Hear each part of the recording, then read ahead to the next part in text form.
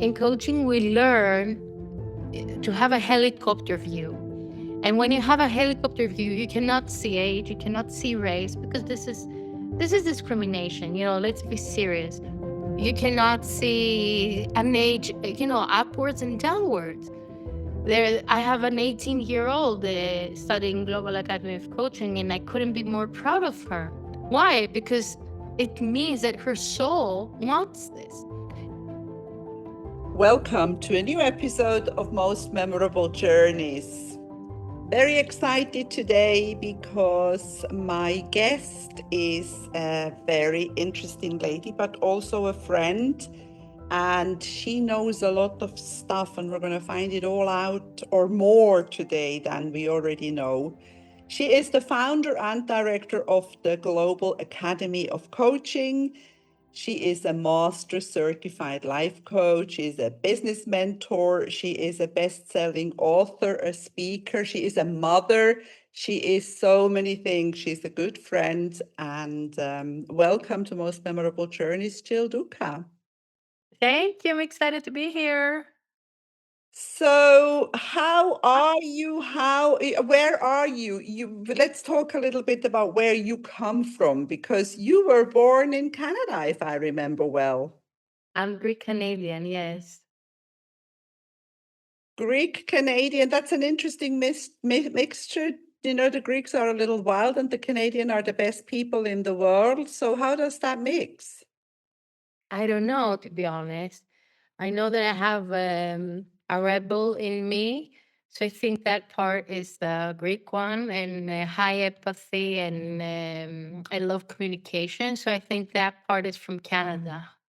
That's beautiful. That's so beautifully explained. I think that works for me. So, I think we should just start from the beginning and how did this happen? I mean, this podcast is called Most Memorable Journeys. So, what has been your most memorable journey in your life? Was it an external journey or an internal journey? To be honest, I think that all my life is the most memorable journey. So I see it, separated in different eras, let's say. Because everybody, but especially me, because I really work on myself, I feel like I keep growing. So let's say every 8 to 10 years, I feel that I become a different person. And this has been really, interesting, tough, exciting, and sometimes even mind blowing. So I think that I've been through many phases in my life where I have completely changed as a person, as the way I think, and my character as well. Like, do you feel it coming when the new when does the change happen? Do you see that, something needs to be I want to change something? Like, who were you before you actually went on this self-development, personal development journey, before you became, or what made you become a coach? Okay. So what made me become a coach was the fact that I saw that through coaching, I really started to create the reality that I wanted. So that was a game changer for me. And the moment that it started happening, I really wanted to share this gift with other people as well. So before coaching, I was going through a lot of trauma, suppressed trauma that I didn't even know that it existed. Now, coaching does not cure trauma. Let's be clear. Coaching supports us to deal with the now and the future.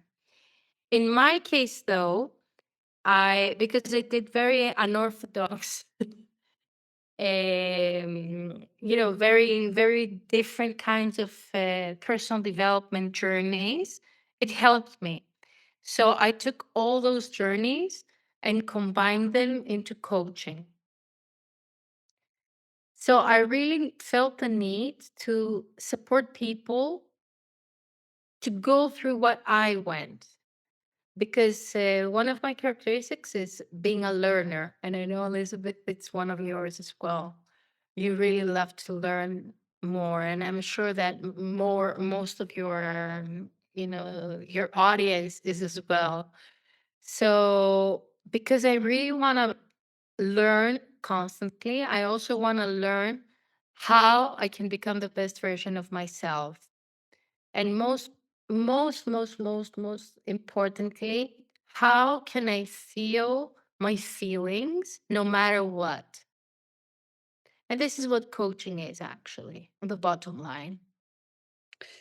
Do you feel like I do very often that you grow with a client? Do you recognize yourself in a client's story, and you feel like this is something that, or it triggers something inside of you that you you need to sort of catch up on as well? So, yes, we say this very often. In Global Academy of Coaching, we train high achievers to become the best coaches in the world. So, I train people to become coaches. And I always say to them that our clients are our mirrors. There's a part of us in each and every client that we have. And it's as if there's a mirror that, we see ourselves, and we choose if we're going to work on it.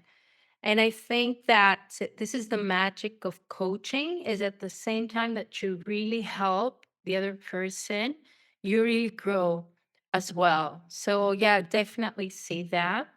And that's why I also say to all my students that it's so important that whenever someone says, I want to work with you, we can support them to find the funding, find the time to actually work with us, because I believe there is no coincidence. There's a reason why people come into our lives.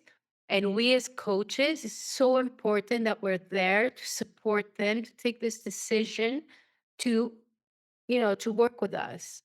And I think this is for every other, for every profession, not just coaching.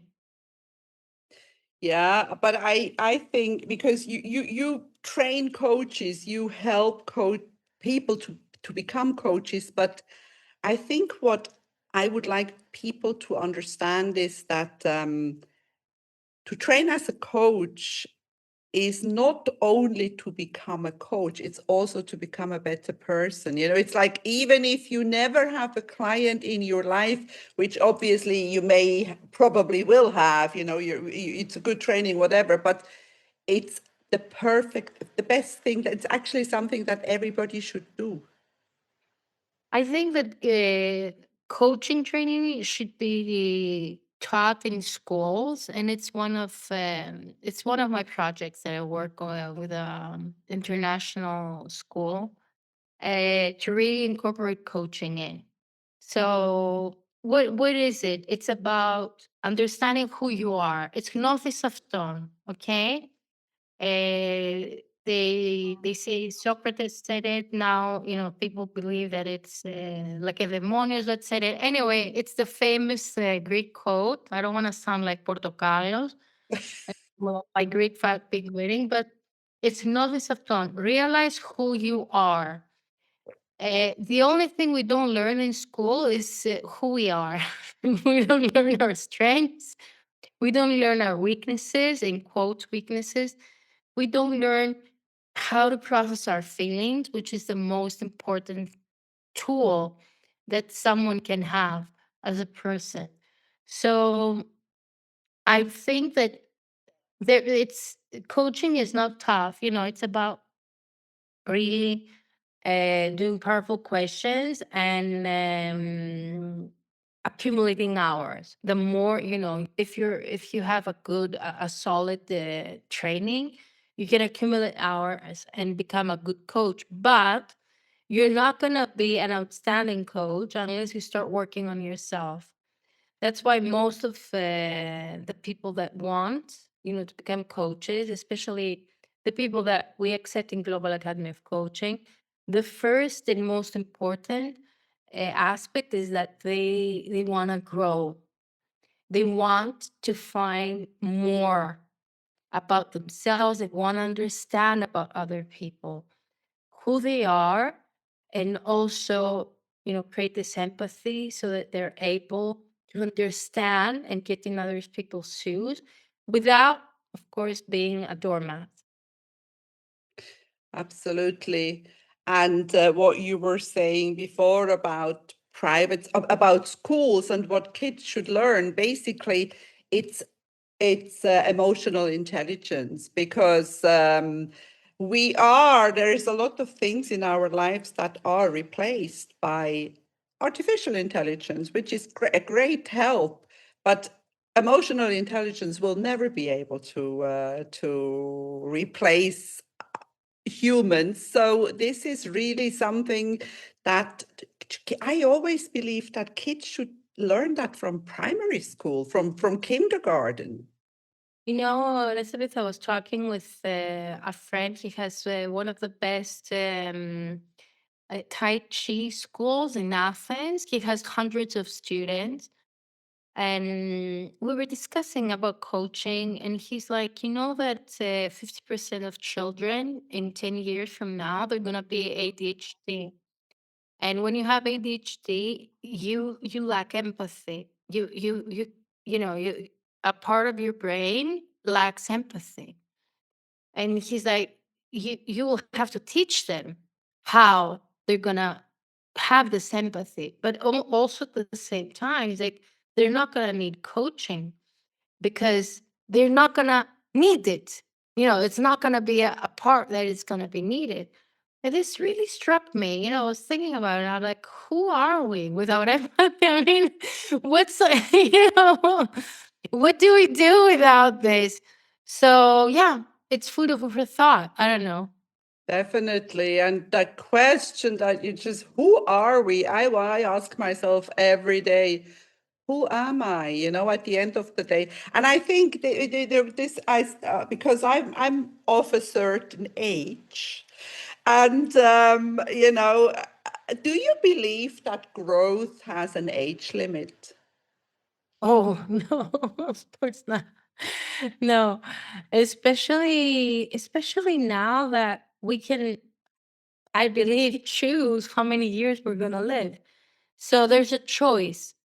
So you can live, 100 years in ignorance. You can live 100 years in a soul searching journey.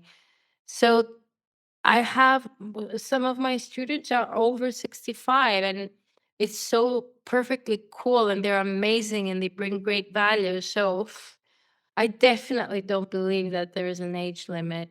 On the contrary, I think that people now that start growing, they want something more.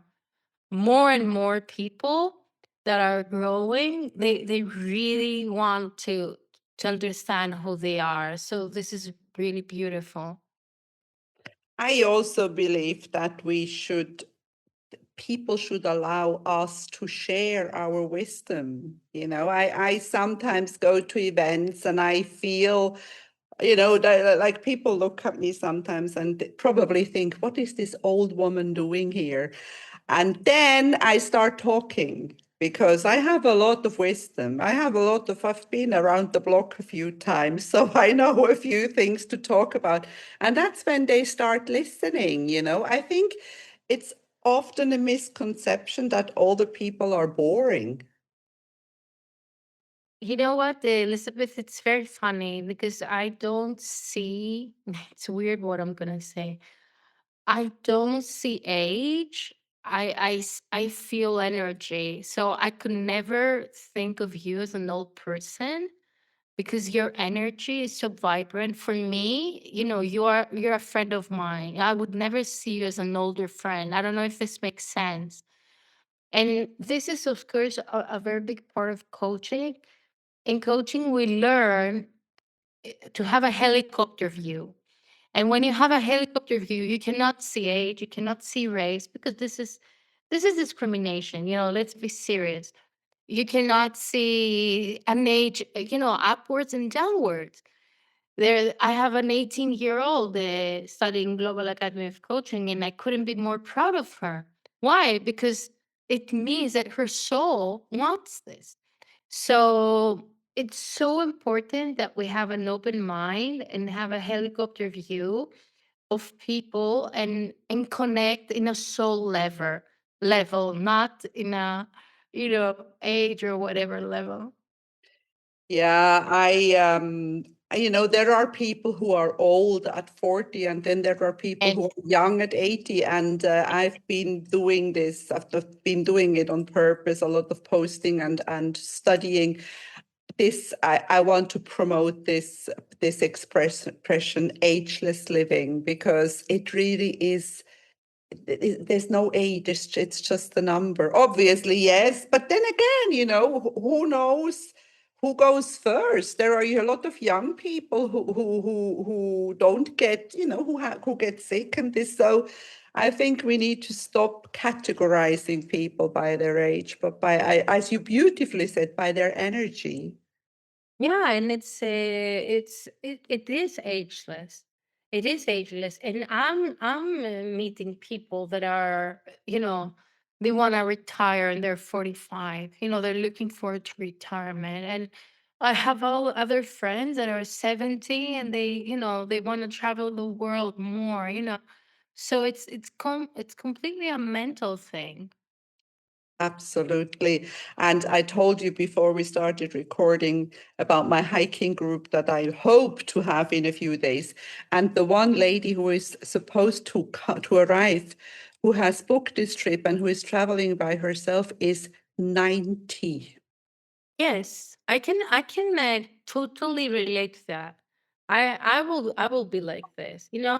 I'm I'm doing triathlon. I mean, 2 years ago I started triathlon. Everybody was looking at me. No, I'm not the first. I don't. Of course, although I've gotten a medal, which is Good. anyway.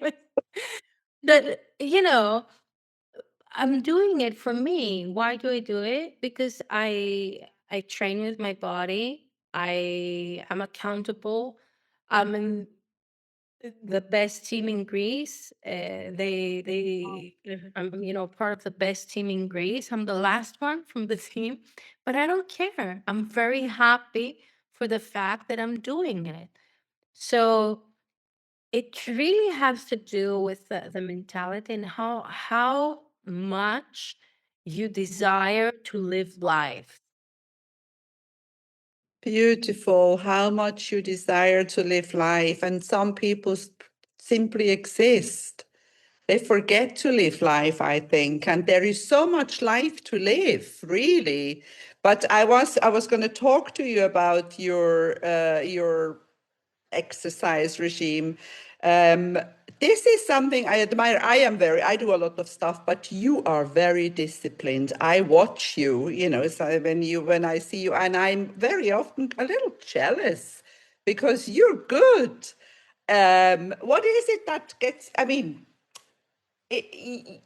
because you're not, or you're doing it for yourself because you know how important it is. You're not going to win a triathlon, I think, are you? You know what? It was very funny. In my first race, Elizabeth, I got the third medal. Believe it or not, there were only four women in my category, so I was the third out of four. But it was so funny because Joy was tired and we left. And then they texted me and they were like, where are you? You should have taken your medal. I'm like, what? I mean, like, I shouldn't have. I'm like, what? They're like, you became the third out of the four. Anyway, you see, I think that was a way that the universe wanted to tell me, well done, girl. Wow, you're so cool. Well done. The reason why I do it is because I want to be at my peak when I'm 90. I want to be walking. I want to be functional. This is why I exercise 6 times per week. Now, why triathlon is because it's so fascinating. I love all three sports: swim, bike, run, and I just love it. I just enjoy, and it's there's so much variety in all three sports that it keeps me at my peak. Now, disclaimer, because I have some health challenges, I'm not gonna race for the next 6 months, but I haven't stopped training. I just lowered a little bit the volume and the kilometers that I'm doing per week. But the reason is because I want to be functional. It's very simple, and I do it now so that I won't have to start, doing tons of operations when I'm 70 and 80, not even knowing how I will retire from recover from them. And it will take a lot, it would or take a lot longer to recover from something that you can avoid by being consistent. And I'll share my little reason Yeah. why I'm keeping my thing is that I want to be able to run up an airplane stairs at 90. Yes. It's very So we'll run together. definitely. It's very important. It's so important to be able to do stuff. And I also do a lot of weight training. And I enjoy so much. Joy's bag is so heavy. It's around 20 kilos, and I just enjoy. I grab the bag, put it in the bus. I'm just like, it's nothing. Why? Because I've been training and I love doing it. So I carry the groceries because I love doing it. I really want to be able to feel that I can do whatever I want It's whenever having a fit and functional body. yeah. Now, talking about Joy, Joy is your girl who I've met. She's gorgeous. And I want to talk a little bit about love now, because when we mention joy, we mention love, don't we? Yeah, yeah, yeah. Joy is incredible. She's my blessing, I call her. My biggest blessing. She's I say that she's 100 times better than I am. My DNA is just exploded. Anyway, I admire her very much. I'm currently a single mom, which is not the easiest thing. And at the same time, every day I'm so grateful, just to be able to go through this amazing journey of parenthood. And she's just incredible. That is so beautiful. And, is there a truth about love that people resist hearing? Is there something people, do we love, do we make love too complicated? Uh, I don't know. I don't know, Elizabeth. I think that if we do that, it's because we don't know, we're not clear with what love is. So that was my previous podcast.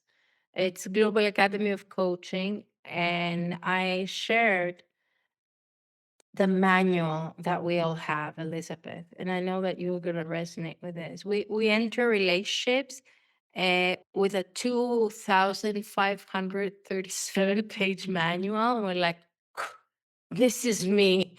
And if you're not doing this, then there's a problem. And I really think that it's so important that we sit down and rewrite our personal manual of what other people need, in quotes, to do in order to be loved by us, or if what other people need to do in order for us to feel love. I really believe it's important that we start simplifying that and write, a one-page manual or the most two-page manual and say, this is what it's important for me in order to feel loved. and share it. Because most of us, especially women, we ask for things without sharing them and communicating them. And then we communicate them and they become a burden because the way that we communicate it is so heavy. But if you know who you are, you know what your absolute, you know, 2-page manual is, and you share it, then everything is much easier. Totally. And I also believe that it all starts with self-love. I mean, if you can't really love somebody else if you don't love yourself a little bit. We haven't learned how to love ourselves. So Nowhere. that goes in the manual. Exactly. I like that. I want to know more about that manual. What's can you give me one? It's it is very interesting because the only one who can give you one is you. I know. I'm teasing you. So you just sit down. We did this exercise in Global Academy of Coaching sometime the last class. I gave him just 10 minutes. I'm like, you only have 10 minutes, guys. Write it down, one page. What's your absolute important? What do people need absolutely to do in order for you to feel loved? And they wrote and then they rewrote and then they came back. They were like, I don't know. And it's so fascinating to see that we don't know. It's But we crazy. have all these hidden expectations. Yes, and then we expect somebody else to guess what we would like. You read their mind, exactly. And Yes, we're pissed off when they don't read when they our. don't read our mind. It's true. But that's why, I mean, communication is key, isn't it? In everything. But at the same time, I think we overdo it. Too many rules. You need, of course, I'm not talking about abuse. I'm not talking about, things like that. But I think we have overdone it. Now, this personal development industry that we are in and that you represent really, really beautifully.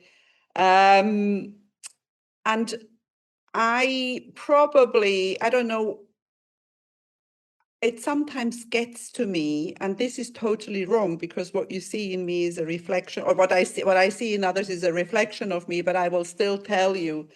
Yeah. I feel, I've spent a lot of time and energy and money to become a good coach. And I see these people pop up like mushrooms who kind of download a certificate from the internet or a 2 days course and turn up as life coaches. And if you have downloaded a page, you consider yourself certified because you have a paper. What's your take on that, or how do we stay grounded and authentic? Great. I love this question. So, I became a coach in 2007. Okay, do the math. It's about 20 years. Yes, next year, 20 years. In Greece, we were three coaches. Okay, so you can imagine. And after some time, I started calling myself a coach. I started calling myself a best-selling author, although I was doing coaching and making very good money from coaching. Why did I do that? I felt embarrassed because of exactly of what you described. And then a lot of my coaches came and said, Hey, Jill, I want to do what you're doing. Which certificate should I go to? And I was like, I don't know, because none of the certificates I knew did the work, exactly what we were discussing before, of the personal development I thought you have to do in order to become a good coach. And then, I kept seeing them going to schools that they were actually doing zero personal development, zero coaching. They were giving advice, which you never do, as a coach. I mean, it was just a disaster. Then I gave birth to Joy, and 10 days after, I saw a dream, and it was like, you have to create a certification, a coaching certification. I was like, okay, in 5, 6 months, when Joy's gonna be older. And then it kept coming. You have to take your things, go to Cyprus, and create a certification. And I was like, don't do this to me, because I often get downloads from a higher power. Like, I don't want to do it. This is hard. Anyway, cut long story short, Joy was 2 months old. We are in Cyprus. In Hilton, Nicosia existed then. We're doing a workshop with 100 people. And then the next week, I started Global Academy of Coaching. Ever since, Elizabeth, I don't care about people who are just popping up, and all that. And none of my students do. Why? Because I know that the market regulates everything, just like in every industry. Okay. I know that whoever is good, they're going to have, clients. They're going to make money. They're going to go ahead, especially with the tools that we teach them. Whoever's not good, they're not. So I'm done. If I spend my energy on thinking, oh, if I did this, I'm not gonna have any energy to support my clients or my students. So the moment I created Global Academy of Coaching, my heart just went like, okay, now the tool is there. People can have it and we're good. Let's go and make a difference. That's why our coaches, they work in 16 different countries. It's just magical, to see this happening. So now, the past 10 years, I'm very cool and calm about this. And I just don't pay attention. This is good. This is so true. And I think there is something inside of me that needs to learn a little bit more of that. But what I want to talk about now is the other Jill, because you travel a lot. We've met in all sorts of places in this world. And do you get a chance? I think you did a TED talk as well, or tour, or I don't know how, did you? Yeah. True. And you travel to this place. When you travel, do you get to see, are you interested? Do you get to see a little bit of because I know people, they travel, they never leave the hotel room, they go to a conference and are you a tourist sometimes? Great. I love it. So just for the record, we have met. Let's go. Dubai, New New York, York? London, Uh-huh. Cyprus, Athens. Uh-huh. Cool. Not I bad. know we are two jet setters, aren't we? Not bad. So now, most of these places, I have lived there. Right. I really have. I know the places very, very well. Whenever I don't, I definitely go around. You know, when I have lived, especially in New York, I go to very specific places. I have my ritual because I really want to see. I want to go to MoMA. I want to, run at the Central Park. There are very specific things that I want to do. The rest, I definitely become a tourist. Yeah. Especially when I have friends that are pulling me, and they're like, come on, let's go and see. We went to Riyadh. And thank God I had one of my colleagues with me, Amelia, and she was, I've planned all this. And I'm like, okay, let's do it. Because I'm not the one initiating it, but thankful I have people around me who really initiate it.